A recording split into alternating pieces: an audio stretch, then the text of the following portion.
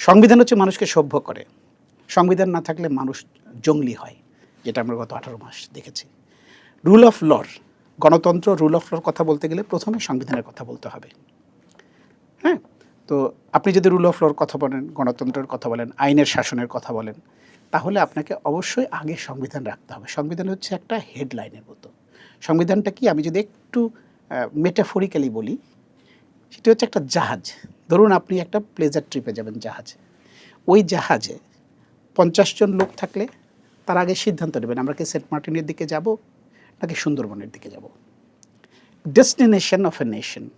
আমাদের বাংলাদেশের এই ভূখণ্ডের মধ্যে যে মানুষগুলো আছেন, সেই মানুষগুলো তাদের নির্বাচিত প্রতিনিধির মাধ্যমে তাদের প্রত্যাশা অনুযায়ী একটা সিদ্ধান্ত নেবে এই রাষ্ট্র কোন দিকে যাবে।